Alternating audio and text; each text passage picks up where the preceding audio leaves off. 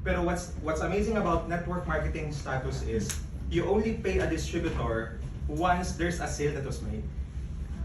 So for a company that wants assurance, mas mataas yung percentage of assurance niya. You compare kung dadali mo siya sa typical. Another reason is, di hamak na mas magiging mahalan nyo sana kung nasa shelf siya. Another reason, this kind of product, hindi siya pareho ng bigas, hindi siya pareho ng ibang product that doesn't need explanation. So may dalawa kasing uri ng product sa market eh. Yung ina-explain mo, hindi mo ina-explain. Okay? So for example, some people may say, maganda kasi yung franchise na product kasi hindi mo kailangan papaliwanag kasi pagkain niya. I mean, hindi mo siya papaliwanag, pagkain siya, but not so fast. Does it mean that it's profitable? Tama?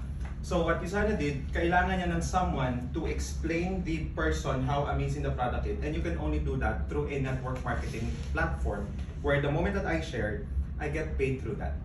Pero babayaran lang ko ni Isana every time that there is a sale that is made.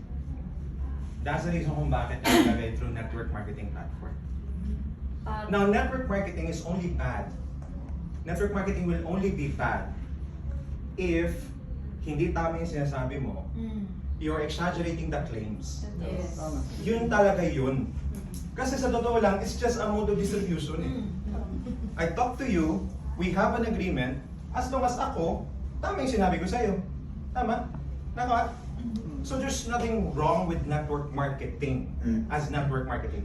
There's nothing wrong if I get paid by the sales of my team. There's nothing wrong with it because leadership is the highest paid. Kahit nga mga CEO, nagbabayad yan sa mga, kahit mga companies, binabayaran ng milyon ng CEO para na mag-lead.